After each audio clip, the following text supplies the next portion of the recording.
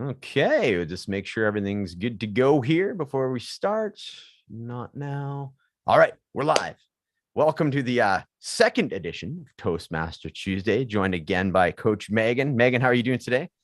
Hello, I'm good. I can't believe it's the second one. Did we just do one last week? I thought maybe I had missed an episode. Yeah, we did. So this is the second edition of Toastmaster. I think it's like the 13th episode altogether for this whole podcast series. Nice. Yeah. So pretty wicked. Yeah, coming together. So yeah, and you're feeling better. I know you had been having a rough, we were just talking about in the pre-interview, rough go of it these last, say, month. I think I'm on the up and up. Yeah. Good. Excellent. Good to hear. Great to hear. Okay, so today, if anybody had missed the first Toastmaster Tuesday, notice there's no S. We're not infringing on Toastmasters. So Toastmaster Tuesday, what we do is a 3-minute speech based on a pre-agreed upon subject, and try to avoid using landing words of any kind, and try and just have like a well-bodied speech over a 3-minute period with the ending. And meanwhile, the person that's not doing the speech will do the timer and hold up at the, should we do the halfway point or 2-minute mark?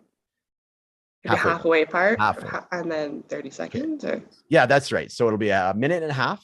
Hold up the piece of paper that disappears apparently. And then at the 30-second mark, final 30 seconds, just so you know, you have to kind of wrap it up. So that is the Toastmaster Tuesday challenge that we do. Last week, we did the advice you would give your 12-year-old self. So we're going to kind of keep it in the same wheelhouse. Today, we are going to do what you wanted to be when you grew up. So kind of keeping with that theme. So going back into your like 10 or 12-year-old self. And just so you know what I'm thinking about it. So then my speech isn't drastically different. You're like, oh, you didn't tell me that, which I tend to do. Change the rules. It can change. So if you had several different things over a period of time, by all means, you know, that'll make it easier. You don't have to do 3 minutes on just the one thing that your 5-year-old self wanted to do. So if there was a few different things, by all means, makes it a little bit easier to kind of branch out and talk about a few different things. So, and then do you want to go first? Sure. Perfect. Okay, cool. Okay. So 3 minutes. Are you ready? I'm ready. Count me down, I guess. Okay. So in 3, 2, 1. When I was younger, I can remember first wanting to be a veterinarian.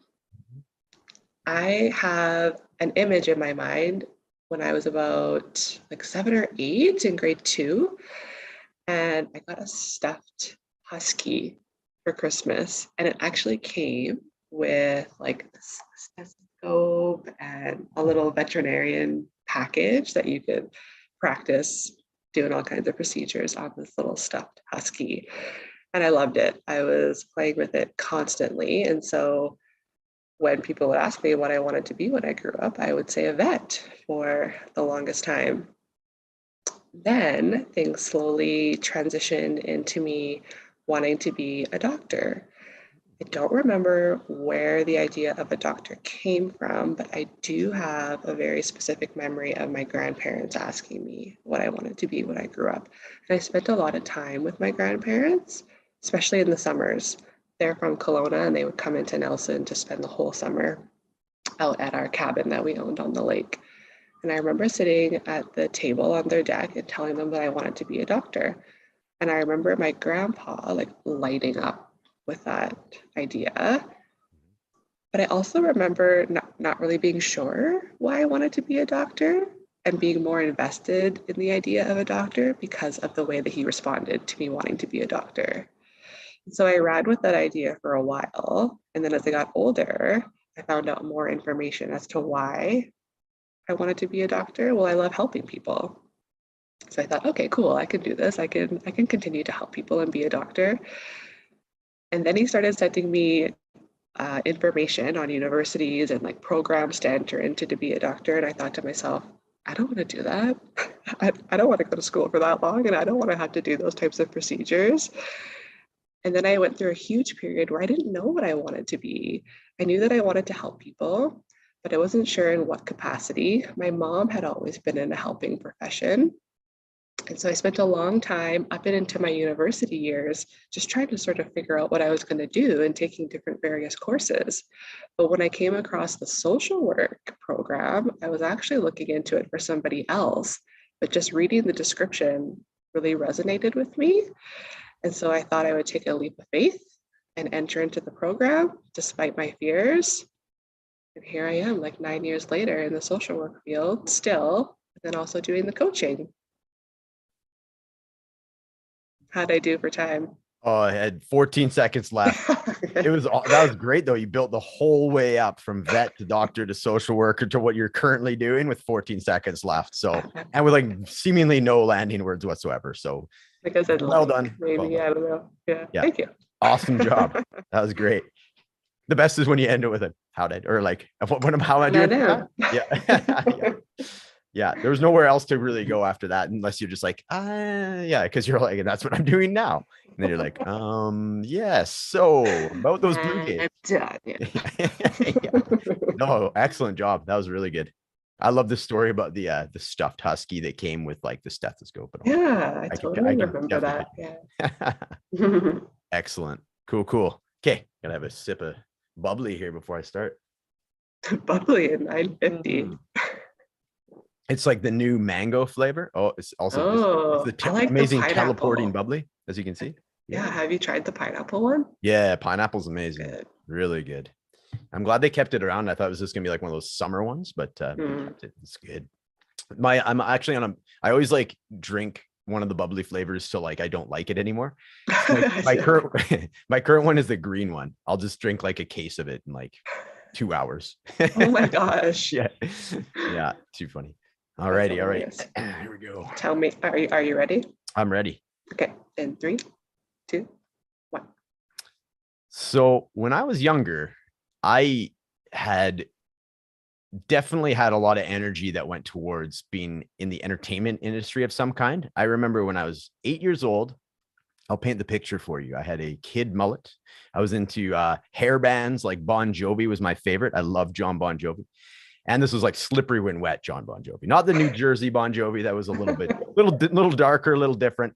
I like the straight up like late 80s Bon Jovi, the spandex and all that. I'll get into the spandex later, by the way. And Cinderella was another band that I really liked. So I got, when I was 8 years old, Santa brought me this microphone set that had these lights that were on the bottom that would shine up and kind of give my own light show.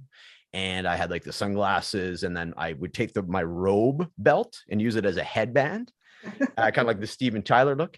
And so I ended up writing out handwritten tickets for my grandparents, my parents, and my brother. Oh, actually, my brother was part of the show here. So that was our collaboration. My brother and I have been doing music in a roundabout sort of way since we were about 8 and 10. So I had everybody come down to the basement. The lights were out because, it's a rock show, so it's got to be lights out. And I had and then I click on the lights and lights should come up, and I'd do like the stance, and it would shine on my sunglassed face with my robe headband, my robe belt headband rather. And then my brother was hiding behind the washer and dryer, and we had the ghetto blaster there, and his hand would reach over and press play and start. And then I would have this air guitar thing that I was using and then perform a Bon Jovi song.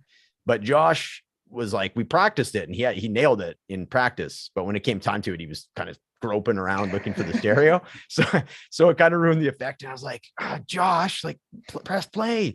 And then finally he did. And it worked out very well. So I was definitely wanting to be a rock star from a very early age. But then in around that same time, I want to say I was about 8 or 9. I remember flipping through the channels. Well, I shouldn't say flipping through the channels. We had like Peasant Vision. It was 3 channels, and you actually had to get up and change the channel with the dial.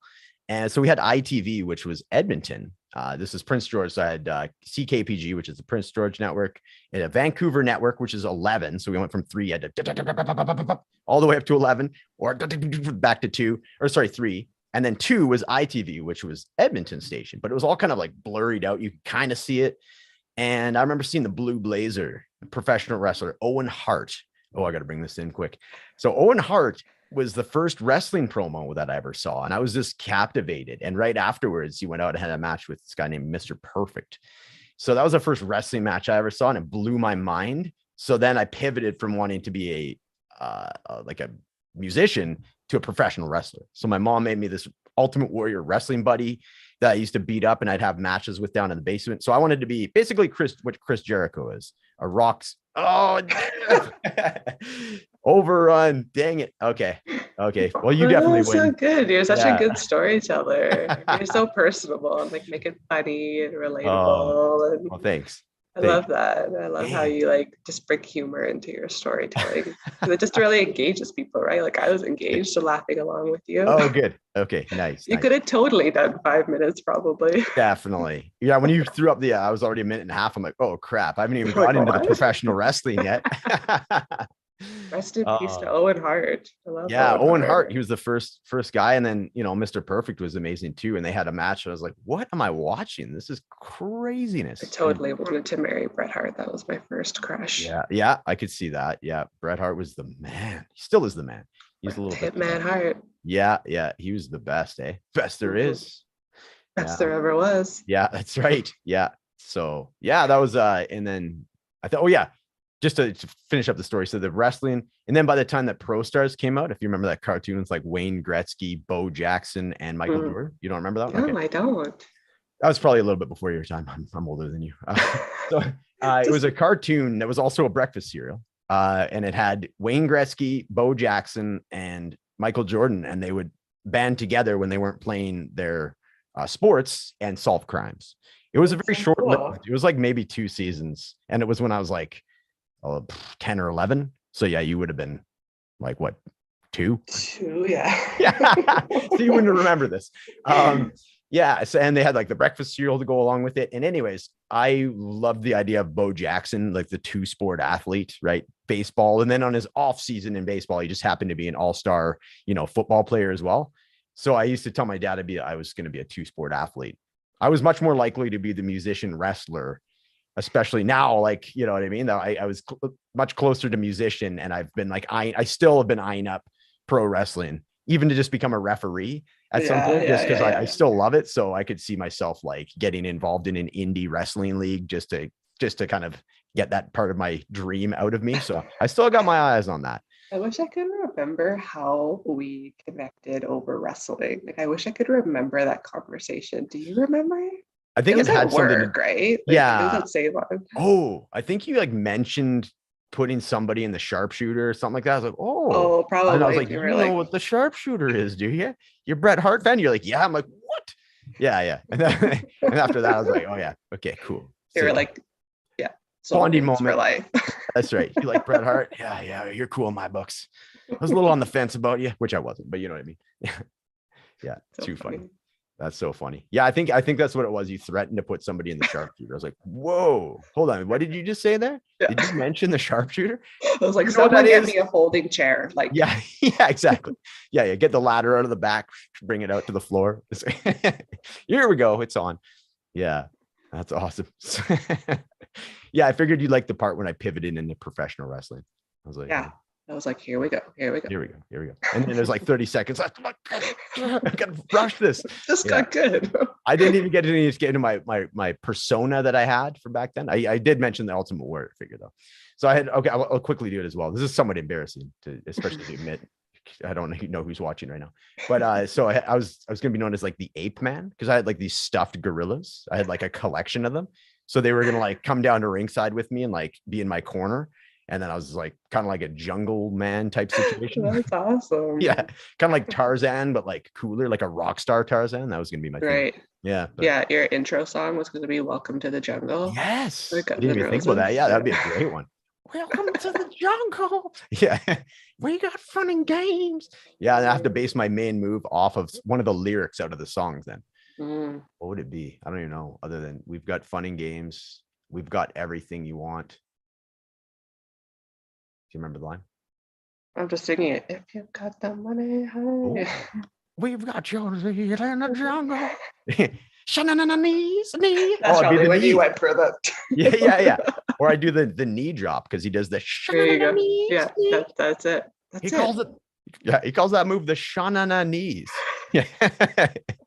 Perfect. There we go. That needs to be an entirely different episode where we just talk about that. Yeah, absolutely. Yeah. I like it. Okay. Well, thanks to everybody for tuning in. That was a fun Toastmaster Tuesday. eventually we will get to the 5-minute mark. I think I feel that we're You were like there. Yeah, I would have been able to probably do like 10 minutes as soon as I was getting into that wrestling thing. So tomorrow we're going to do a What If Wednesday. We'll maybe discuss it right now if you don't mind, just quickly. I know you got things to do, but we'll go through the ground rules. So What If Wednesday, as anybody that's not familiar with it, because we've only done it once, is taking the whole what if that your brain usually does of the what if worst case scenario, which is your brain's way of protecting you and preparing you and, identifying problems that it seems to like to do, which is all good. But what we're going to do is do a, what do you call it? A positivity push-up for your brain. So yeah, we're going to switch it, flip it around. We're going to switch it up. So we're going to do the what if, and then we're going to list the different things that are going to happen through our day that we have on our to-do list. And then what if, and then best case scenario, and then see what that does to our mindset. So we always do it in the morning, and then we see how it affects the rest of the day, which last week did very well. I had a great day. Did you end up having a good what if Wednesday after we what if various things?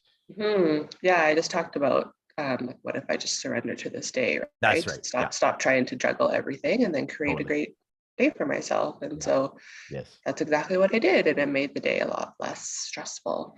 Right. Especially because you were right in the thick of it. Yeah, I was like in the peak of like me being sick, the girls being sick, and I was working with them home. So throw some work, your career in there as well. Why not?